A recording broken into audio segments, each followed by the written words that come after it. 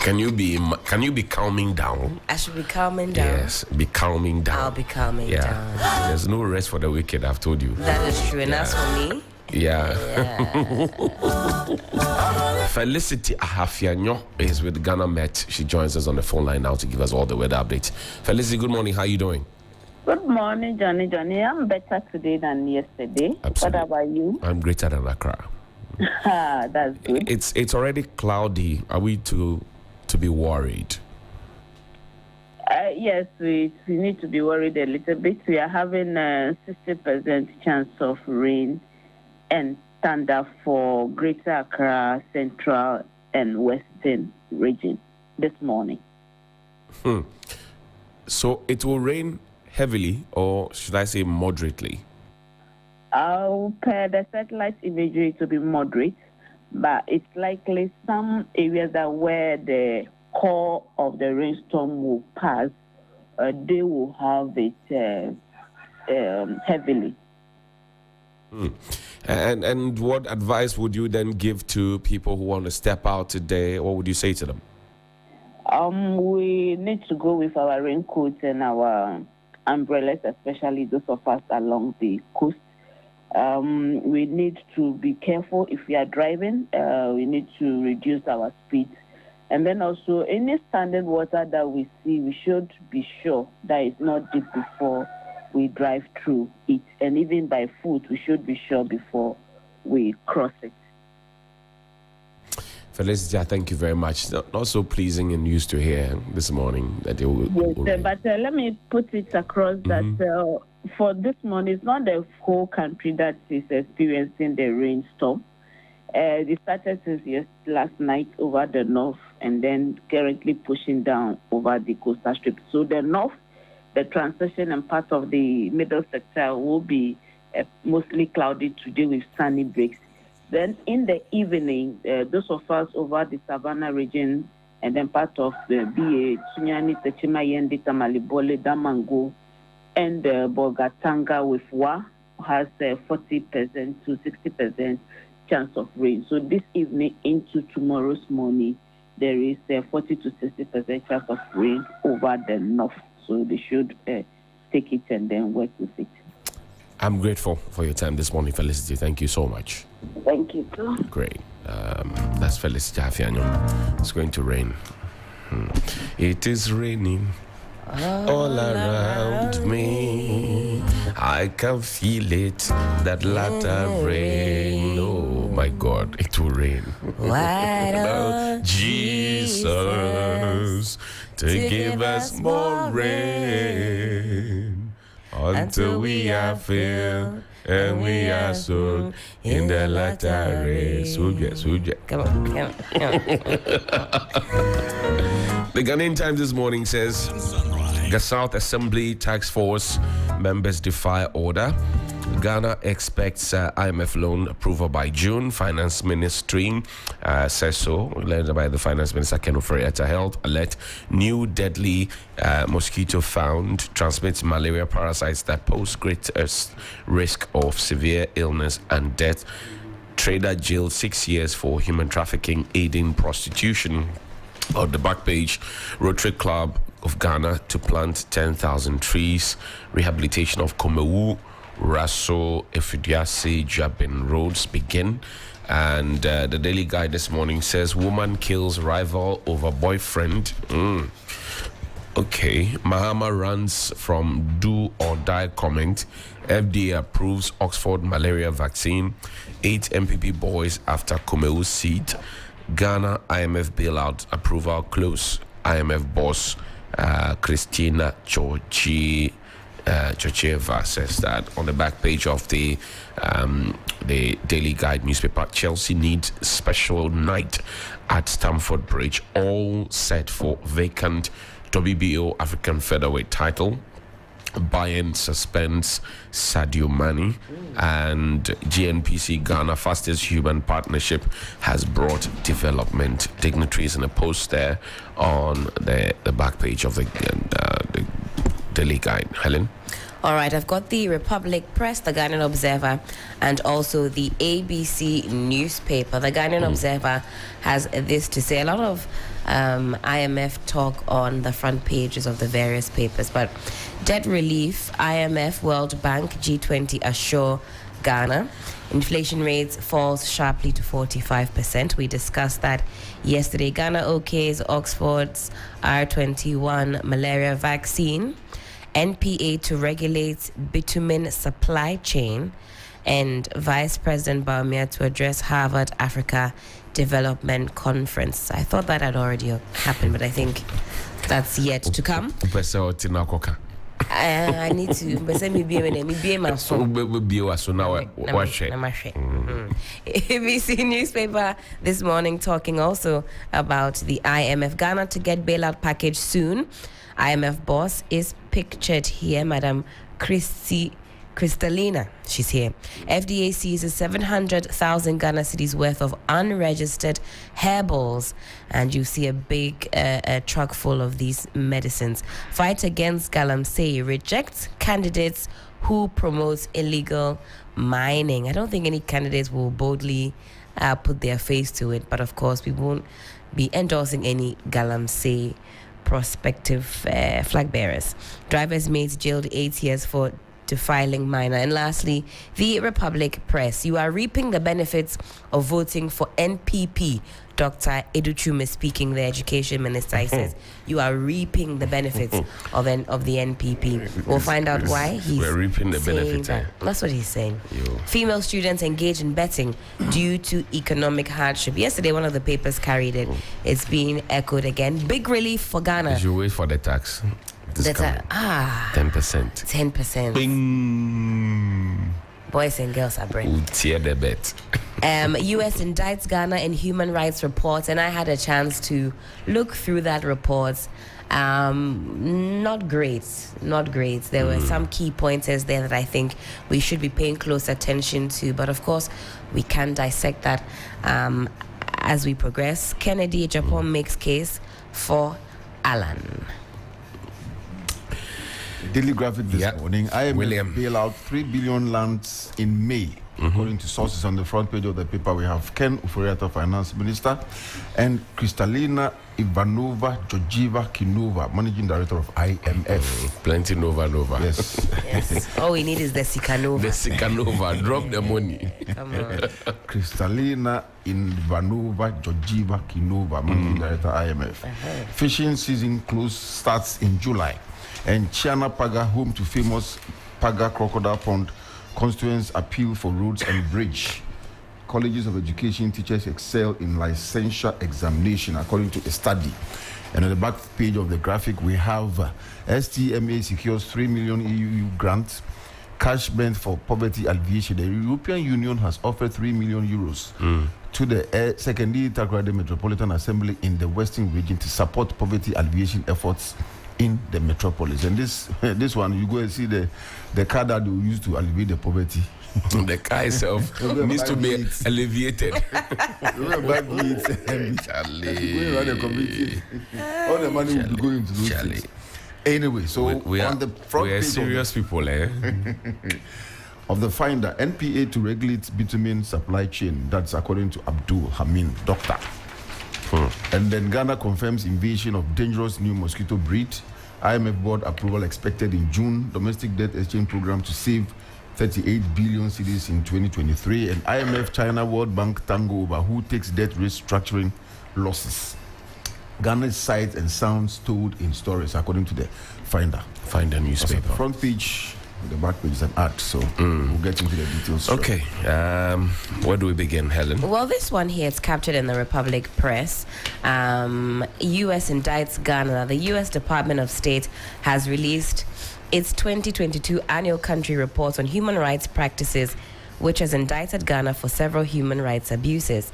Released in April 2023, the report cited Ghana for a number of human rights abuses, including arbitrary or unlawful killings, extrajudicial killings, torture or cruel, inhumane, or degrading treatment or punishment by the government or on behalf of the government, amongst others. The report also revealed that there were serious restrictions on free expression and media, including violence and threats of violence against journalists, unjustified arrests or prosecution of journalists, substantial interference with the freedom of peaceful assembly, serious government corruption, lack of investigation of and accountability for gender-based violence, including domestic or intimate partner violence, crimes involving violence or threats of violence targeting lesbian, gay, bisexual, transgender, queer, or intersex persons, laws criminalizing consensual same-sex conduct between adults, although not fully enforced, and crimes involving violence or threats of violence targeting persons with disabilities. So that's the report by the U.S. For me, it's not because it's coming from the U.S. that it has any more weight. Some might even argue that the U.S. needs to remove the log in their eye when it comes to human rights abuses. We know of their missions, as they call them, all over the globe. But these are things that I think do need to be highlighted, especially in this terrain where we're talking about violence during elections, and it's something that we know to exist.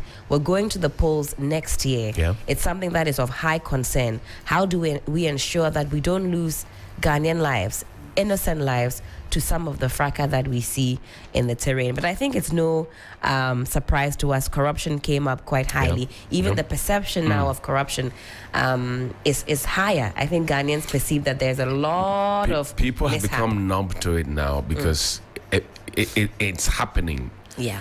And you read the Auditor General's report, is there. You read the special audit report on COVID-19, is there. You see it, you smell it, you can feel it around you. So it's no longer somebody says. It's all over the place. And some of the utterances of those in authority, leaves much to be desired. It's terrible. They also go on to talk about police brutality, and also, what's happened recently with the army. It states that the police often fail to respond to reports of crimes. In many instances, police did not respond to complaints unless members of the public paid for police transportation and other operating expenses. This is not something that is new to us. In fact, another study said that 70% of Ghanaians would rather call a relative or a friend a radio station before they get the security service personnel involved. They ask you to buy fuel, bring sometimes paper, they tell you, how can we enter this scene? This scene We is don't have- a dangerous we don't have area. what they call it, bulletproof and all of that. They're not equipped to attend. The report for me goes beyond Ghana, and I'm looking at the global security situation. I mean, beyond the corruption, we've had some mass killings in the U.S. I mean, this year alone, we had about 146 killings already, mass shootings already. Yeah. And in the last 3 years, we've had an average of 600 in a year and about 2 in a day. That's right. So when you talk about security, whatever they've spoken about in the report is about security, police getting that indictment. But at the end of the day, I would look at it globally and say, look, the world should be safer for all of us, because at the end of the day, if Sub-Saharan Africa is struggling to develop and we're having coups and attempted coups, and military junctures are all over the place, brutalizing our own people, it's not something that anybody would want. So the U.S., the report is okay, but I mean, they also have their own issues. Absolutely. I want to focus on page 11 of the Ghanaian Times, ban on the use of military pattern uniform by civilians, because we're speaking about some of these things now. Gasalt Assembly Task Force members defy order. Story by Reza Sambo says, contrary to the ban on the use of military pattern uniforms by civilians issued by the Ghana Armed Forces, some members of the task force of the Ghana South Municipal Assembly in Accra have been spotted wearing military accoutrements to perform official duties. These members of the Assembly's task force team are mostly assigned with military personnel attached to the Assembly, but it is not yet known whether the military personnel give them the permission to wear the accoutrements. When the Ghanaian Times team visited the Assembly yesterday at about 8 a.m., it spotted some members of the task force team clad in military accoutrements in the company of some military personnel and getting ready for operations citizens within the municipality. The accoutrements the task force members were seen wearing for their duties, including military pattern shirts, mufflers, caps, vests, instead of their prescribed green khaki overall. This is contrary to the law. And I'm raising this because we seem to be militarizing everything, which is why people will arrogate some power to themselves to foment and perpetrate whatever crime that comes onto them. This is the assembly, supposed to know better. They are working with the soldiers on a task force. They are not trained soldiers. So why are they wearing camouflage? Why are they wearing mufflers? Why do they have military caps? Why? Why? Well, to create what impression? And we all know that you have your green overall, you have your reflectors. Wear them. We know that every municipal assembly has their own metro guards. They have their own uniforms. Wear them. Why do you want to look like what you are not? Why? Soja Mokon. Soja training. And just yesterday, the Upper West Regional Police Command has invited the National Youth Organizer of the MPP, Salam Mustafa, for wearing camouflage. Yeah. He went to according to a copy of the invitation letter cited by Ghana Web, Mr. Salam was to report to the Upper West Regional Command on Friday, today, to assist in an ongoing investigation in which he was seen wearing military camouflage during a radio interview contrary to the law. We are going for just radio interview and look at like a soldier, a full military. I mean, one of the assembly guards here says that he chose to add the military accoutrements on his own will. And this man too, he has put ducks. As we say. Yeah. It's looking dangerous. Because the law is very clear. The law is on clear. who can wear. NLCD 177 on 1967 stipulates that no person shall wear or use military uniforms, equipment or accoutrement or other material unless he or she is a member of the Ghana Armed Forces. Yes. Clear. Yeah. And even the 2007, there was an amendment in that law, the NLCD. Act 746 of 2007. There's an amendment which emphasizes that don't go there, don't wear. Because I wanted to wear a camouflage cap a few weeks ago. Hey. And then I thought, wait, I know that the law is emphatic. Yeah. I went back and I checked before I left the house. Yeah. Went back and I read it and just left the cap where You know, back in the day, you could actually be undressed in public if you wore it. I mean, I'm a member of the National Cadet Corps. I'm a captain of the National Cadet Corps, so you have your ID card always with you, and it has to be visible enough. And even that, we are not supposed to be wearing camouflage. What the most you can wear is either gabardine or olive green or the two service. I mean, you are restricted to what you can wear. But when you come full camouflage, full like that, up and down with boots on your own, the assembly that's supposed to be enforcing the law is breaking the law with impunity. South. They must be called to order. They must be called to order. This morning, the local government minister, Dan Boche, or the minister of state at the local government ministry, Obi Amwa, somebody needs to call them to order. Chief of staff, somebody needs to tell them, stop it. Stop it.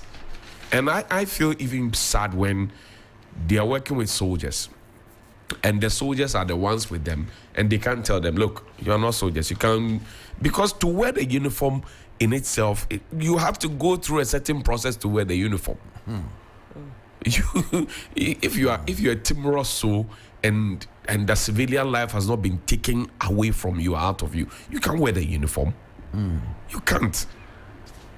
So look, I mean, back to the IMF, on the front pages of the Finder and the Daily Graphic, we have 2 dates for when Ghanaians should expect the 3 billion to land. The IMF on the front page of the Finder is saying that the approval is expected in June, and the Daily Graphic is saying May.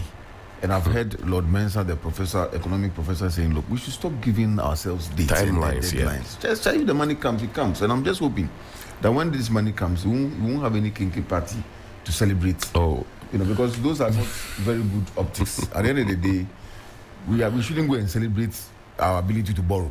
Prince Henry says corruption has become a social intervention program under the presidency. Yesterday, I read Dr. Dufour's statement saying that when he was leaving office, if I got the figure right, our debt was about 35 billion, and now it's nearing 600 billion.